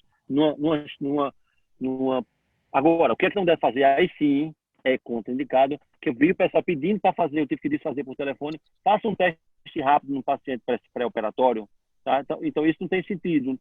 Procurando IgM, tá entendendo, Rafael? Não é para um diagnóstico, é no paciente assintomático que não vai dizer nada. Um teste rápido negativo nessa situação vai ser absolutamente inútil. Se ele for positivo, aí você entra no outro buraco. Será que é um falso positivo? Porque a minha probabilidade de TP-teste era baixa, qual é a característica do meu teste, blá, blá, blá, blá. Ou seja, nesse caso, os testes sorológicos, por enquanto, não estão indicados. Eu acho que vai caminhar, quando a pandemia rampar mais, a gente tiver 10%, 20% da população imunizada, vai fazer sentido ver se o cara é IgG e não fazer o PCR. Por enquanto, todos os órgãos, a gente pode falar só o que está escrito e não que é inventado, diz que não use, mas use o RT-PCR para procurar sem vírus. Tem vírus? Não. Não tem vírus, não vai contaminar ninguém, vai-se embora com Deus e vai fazer a cirurgia. Doutor Damião é otorrino, ou seja, é aerosol direto. Então, Oxe, aerosol direto. Tem que se cuidar. Mas é bastante seguro, Damião. Um PCR anterior, na janela de 48, 72 horas, está na sala, é para ser bastante seguro. A preocupação maior é exatamente essa, né? Porque eu trabalho na área do bicho, né? Agora, tem que chegar com 2 dias, 3 dias, porque mais que isso, já entra na janela de viremia pré-sintomática, que é 3º a 5º dia, lembra? A média dos pacientes começa a ter sintomatologia no 5º, se for ter. Então, não tem, né? Mas é em torno do 5º. Então, é em torno do 3º e o 5º, onde pré-sintoma, né? Ou pós-contato, na verdade, já vai estar bem pertinho de ter sintoma, onde tem vírus detectável e carga alta. Não é baixa, não. Beleza, obrigado.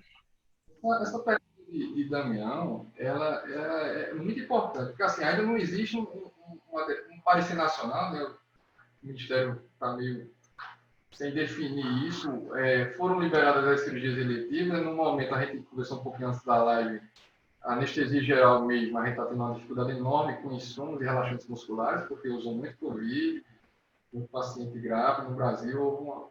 Então, assim, em outras lives de grupos de cirurgia, eu vi um pessoal, inclusive de São Paulo, né, que ainda é o epicentro aqui nosso, eles estabeleceram mais ou menos o que você falou, fazem RT-PCR e alguns até disseram só operam com tomografia de tórax. Ou seja, isso aí, alguns hospitais privados de São Paulo, RT-PCR mais a tomografia de tórax.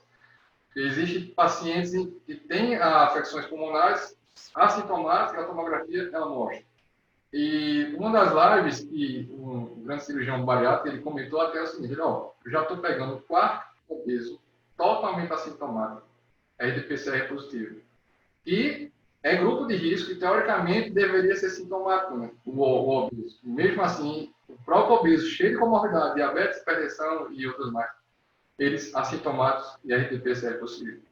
Falta uma definição com relação a isso. Porque você falou da União Americana, mas não existe uma regra, não existe uma posição da Agência Nacional de Saúde, do Conselho Federal de Medicina, do Ministério da Saúde com relação a isso. Aproveitando que se fala do Ministério Isso, agora, eu estava até olhando aqui da ASA, da Academia Americana de Anestesia, para saber se ainda era isso mesmo, que eu tinha visto há 10 dias atrás, a coisa é muito dinâmica, mas é a mesma coisa, mantém manda fazer durante a consulta pré-teste, a consulta pré-anestésica, né, pré-cirúrgica, saber se tem sintoma compatível, o cara vai embora 14 dias, né, só volta depois de 14 dias, é óbvio, né, para marcar a cirurgia, se não, PCR em tempo real para fazer isso aí como rotina. Brasil não tem nada ainda. Eu ajudei a fazer junto com o CREMEP lá com o pessoal, Cristiano e outros, mas não tinha nada sobre anestesia especificamente, não que eu lembro. Aproveitando que a gente tocou em órgãos ministeriais, essas coisas, a Agência Nacional de Saúde, como é que está a situação da Agência Nacional de Saúde com os seus planos reguladores, incorporando os testes, especialmente os testes mais caros para a Covid, para que os convênios comecem a custear isso? O que é que está acontecendo no momento? Para os PCR já saiu normativa também, né? Acho que acabou de sair também para a sorologia, ou seja, todo mundo está tendo, vai ser obrigatória a cobertura em pacientes sintomáticos ou contactantes diretos. Não tem nada escrito, Rafael, sobre paciente pré-cirúrgico, paciente assintomático de outra natureza, contactante possível do paciente que não tem PCR positivo, mas tem a clínica típica, e tem todas as barreiras. A gente tem Bradesco, tem o Sul América, a gente tem Cassi, Correios, todos eles fizeram contrato conosco, né, e o pessoal tem acesso, mas o mesmo trâmite, vai um laudozinho, tem que ir pré-aprovado, e nessa situação específica. Nessa outra aí, não tem nada dizendo quem vai cobrir a conta até agora é o paciente. Mas essa é uma questão que me preocupa, nós temos vários Brasis, né? Eu estou falando aqui do interior do Pernambuco, uma situação diferente de Recife, uma situação diferente de São Paulo, e assim, a gente aumentar os custos do paciente e enfim, do operador de vesícula, de hernia, que está sofrendo com crise e tudo, urgência, seja lá. E a gente, no caso, estou falando de urgência, mas as próprias cirurgias eletivas que demandam uma segurança para a equipe e também para o próprio paciente. A gente ainda não poder utilizar um convênio que já está caro, numa época de crise dessa, uma recessão batendo na cara, milhões de desempregados informais. É uma coisa que me preocupa muito. Não existe essa discussão ainda para ser incorporado, ou se existe, não foi para frente, não foi definido, porque eles fizeram a meia sola, né? Eles liberaram para os contactantes e sintomáticos, mas eu vou liberar, como é que eu vou fazer a cirurgia eletiva? Como é que eu vou ter a segurança da equipe de todo mundo?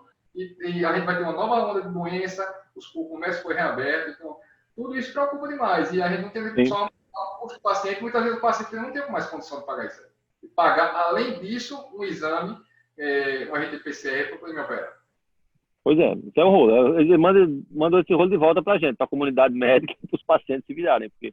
Agora, se houver uma diretriz brasileira, Academia de Reumatologia, de Anestesia, o Colégio Brasileiro de Cirurgiões, aí é uma pressão maior, tá entendendo, Rafael? Acho que a hora era essa, de dizer, olha, minha gente, alguém tem que pegar essa conta, não pode deixar a conta pro doente, senão a coisa já não anda. O cara já está ruim, passou por esse período todo difícil, né? A cirurgia é coberta pelo plano, pode não ser coberta, e você tem um custo adicional de 300, 400 reais a mais pré-cirúrgico, né? Ou seja, tem que passar por uma pressão um pouquinho da sociedade também, porque a ANS, de bom grado, não, talvez não seja tão braços abertos, não. Doutor Orestes, levantou a mão ou bateu sem querer?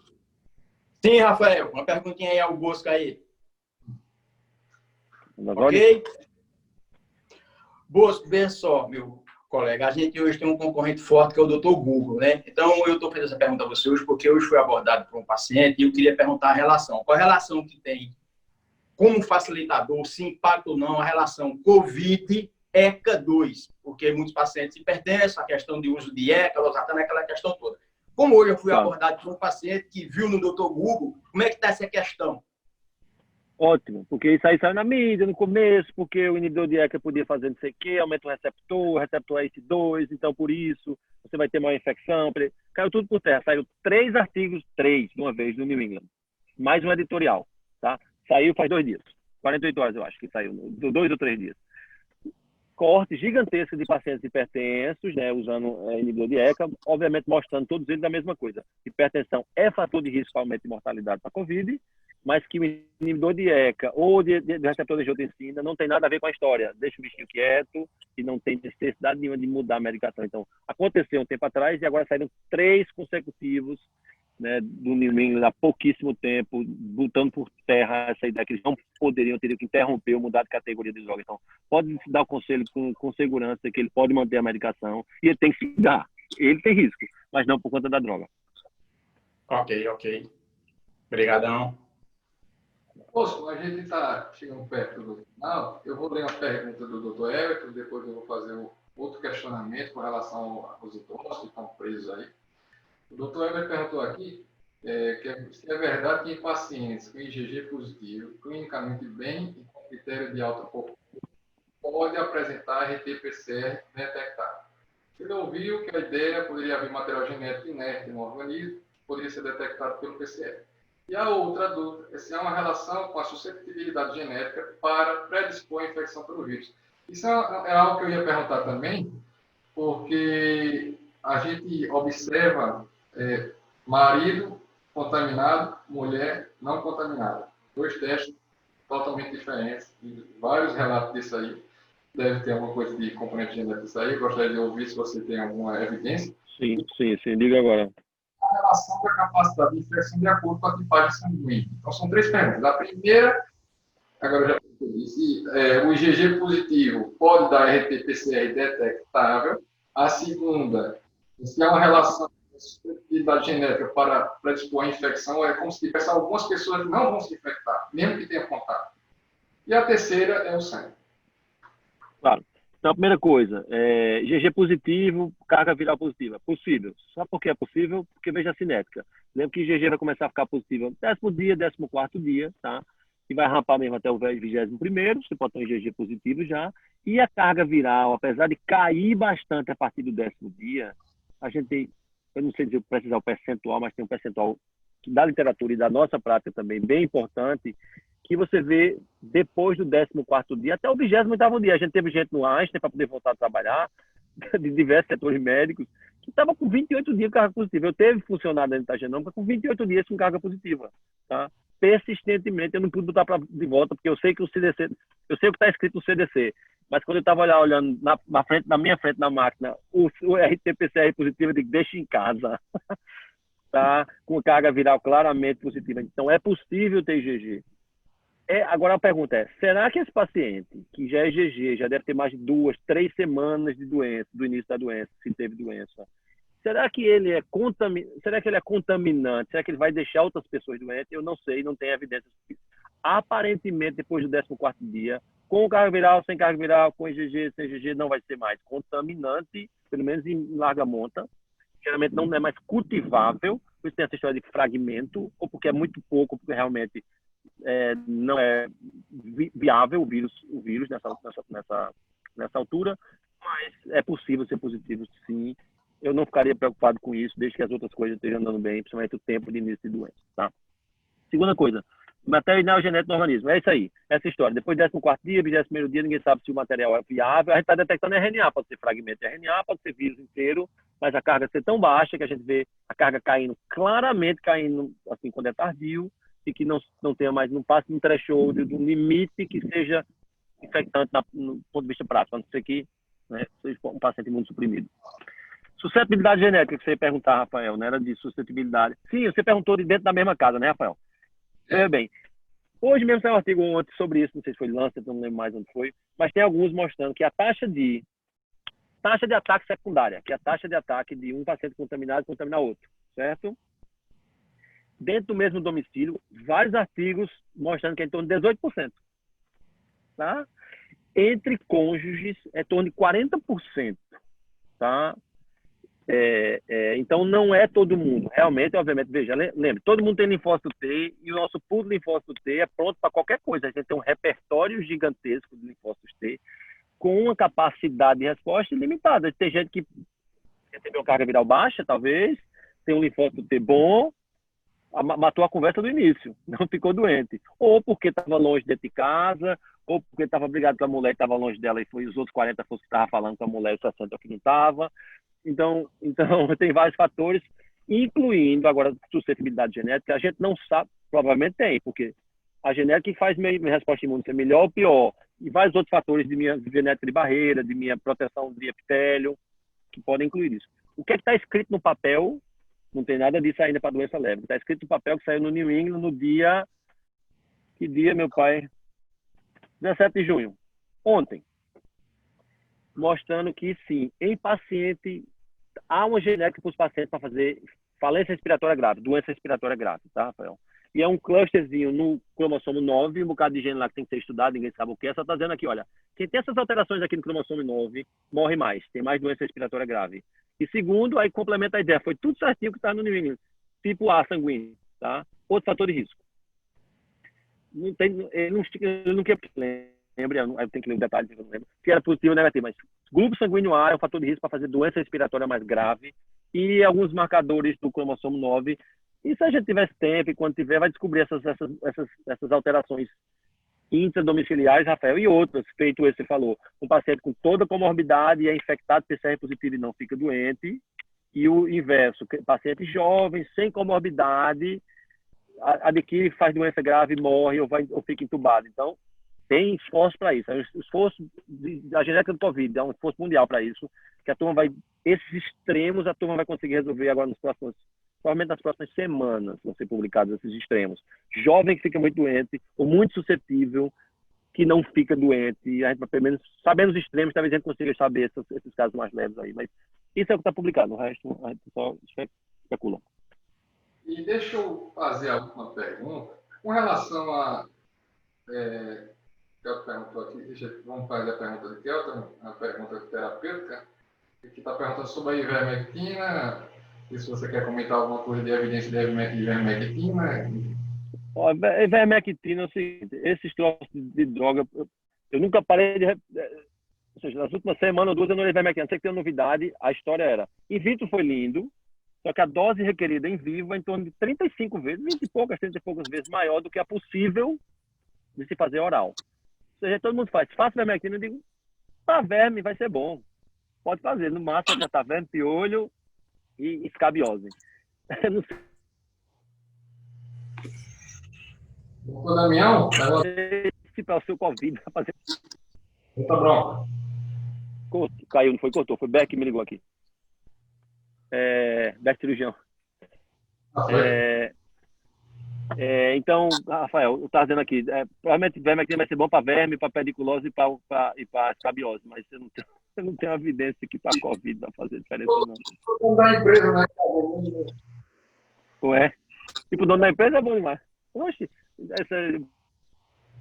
Doutor Damião, levantou a mão? Eita, pronto. Formato de manipulação, tá cobrando R$30. Deixa eu dizer a Beck ali que foi já. Isso aqui é pré-operatório, tá vendo? Isso aqui é a turma que é de pré-operatório, lá do serviço. Pois é pré-operatório mesmo. Minha pergunta. É pré-operatório isso aqui. Isso aqui é a turma de então, a turma está fazendo protocolo de pré-operatório, começou essa semana lá para os pacientes, a gente está dando uma celeridade para ver se entrega rápido, a turma consegue se operar. Zé Câmera, Beck, a turma lá dentro. Vê só, mais uma dúvida aqui, é até mais específica da minha área, mas é uma preocupação que eu tenho aqui, e uma dúvida, porque com relação a esses exames PCR para cirurgia que vão ser coletados, na minha área especificamente, como eu opero muito cirurgia nasal, muita criança com hipertrofia de adenoide muito grande, aí eu fico preocupado com relação a essa coleta. Se a coleta é um fator para dar um erro no diagnóstico se não for feita correta, aí eu fico imaginando essas crianças que têm, por exemplo, um adenoide muito grande, que a dificuldade que a gente tem de fazer a nasofibroscopia já é grande, de chegar lá na rinofaringe. Aí eu fico pensando, talvez se essa coleta, ao invés de ser nasal, ser oro, e se tem alguma diferença, Oro. não. Não. Nem diferença prática, tanto que o CDC é ou, tá? Então, se tem dificuldade de fazer a nasofaringiana, faz uma orofaringiana, tá tudo certo. Pode fazer só a oro sem problema. Pode, sem problema. Beleza, Eu sei, tem desvio de septo grave, tem adenoide grande, vai ser difícil, né? Esses pacientes que a gente não sabe, às vezes sangra quando você vai fazer a coleta, as meninas chegam com essa conversa, né? Então, são esses pacientes que têm essas anomalias, ou doença que impede, faz orofaringiana, não tem problema nenhum, não. Beleza, tranquilo. Mocinho, a última pergunta que eu vou fazer é o seguinte: eu sei que essa resposta não vai ser para agora, mas a gente ainda vive um momento de epidemia bastante difícil no país.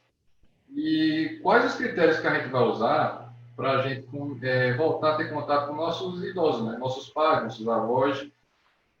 E critério de segurança que não seja laboratorial, do ponto de vista epidemiológico? O que é que você acha a respeito? Sua opinião em relação a isso? Cara, de tão difícil, Rafael. Todo mundo está perguntando isso, todo mundo está curioso quanto a isso, porque, veja, vai ficar quanto tempo afastado, né, dos pais e dos avós e os pequenos e dos maiores?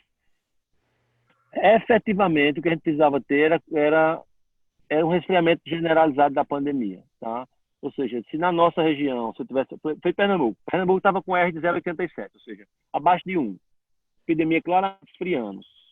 Se isso se mantém, se eu tenho uma taxa de positividade, geralmente, dos testes PCR abaixo de 10%, idealmente abaixo de 5% dos pacientes que entram numa região.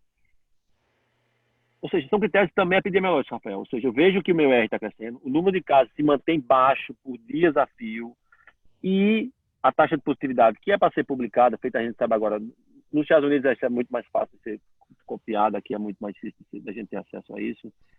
Eu ficaria mais tranquilo de saber que aleatoriamente eu não tenho contato com ninguém, mesmo estando assintomático, que me contaminei, vou estar passando para o meio do outro. Mas fora isso, ou seja, fora haver um esfriamento do lado da pandemia, sem teste, não tem nenhum outro parâmetro que a gente possa utilizar. E o pior é porque, obviamente, as fronteiras estão abertas. A gente tem um Brasil muito grande, está frio aqui, mas está quente em São Paulo, no interior de São Paulo, está quente em Sergipe, né? Você viu aí, está frio na capital, mas está quente em Arco Verde, em Salgueiro. Ou seja, a gente ficar nessa ida e volta aí muito tempo. Então, não vejo muita saída para até o fim do ano para a gente se reunir de forma em grande escala, não. Até uniformemente todo mundo esfriar, como esfria um país inteiro, feito Nova Zelândia. Esfria um país inteiro, feito a Coreia do Sul. Enquanto isso não ocorrer conosco, vai ser extremamente difícil. Ou tem uma vacina, né? Enquanto isso, meu irmão, a gente vai penar. Vai entrar no risco, porque a gente não aguenta, manda chamar. Eu mesmo vim, fiz o PCR, chamei mamãe, veio para cá, né? Feito aquele fim de semana que a turma estava aqui.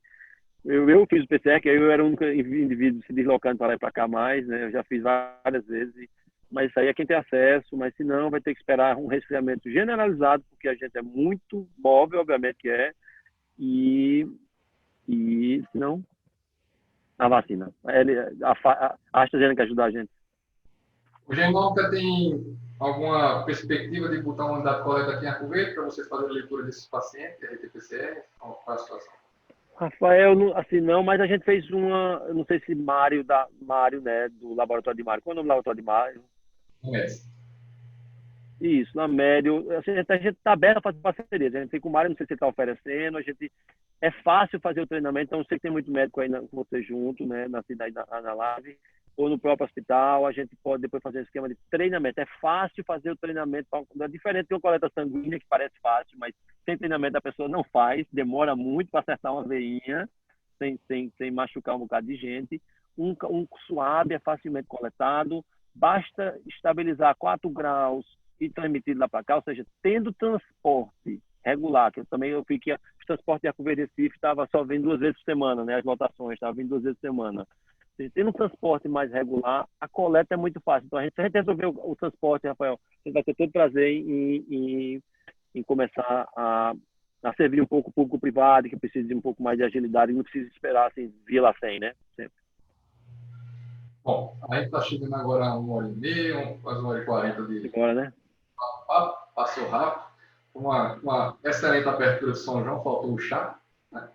Faltou o chá, só água aqui. Daqui a pouco eu vou tomar um chá agora. Já que eu estou assim sem fazer nada, eu vou tomar um chá aqui. Vai dormir. Quero agradecer imensamente, viu, você, sua disponibilidade desde o início. Eu tá? te agradeço. Muito bacana, bastante interação e, assim, trazer isso um alto nível para a nossa região é sensacional. Muita gente, muitos colegas de Recife aí participaram, colega meu de turma, meu amigo pessoal. Muita gente bacana. Então, assim, muito obrigado mesmo. Foi sensacional. Eu que agradeço, Rafael. E depois a gente volta a comemorar, né? Uma live diferente, que não seja só falando sobre doença de Covid. Exatamente. Feita as que a gente já fez, a gente faz a live do chá. Mas foi um prazer, Rafael. Você sabe que é um prazer especial com a gente aí de Arco Verde, né? A gente de casa fazer. E estou à disposição. Se tiver outra coisa que eu consiga enrolar 1h30, eu enrolo vocês. Boa noite. Boa noite. Obrigadão. Obrigado a todo mundo que participou. Vai estar gravado essa live aqui da gente, depois a gente disponibiliza o link. E semana que vem a gente deve passar um novo link sobre uma nova atividade de educação continuada. Uma boa noite a todo mundo. Obrigadão, pessoal. Boa noite a todos. Tchau, pessoal. Tchau, abraço.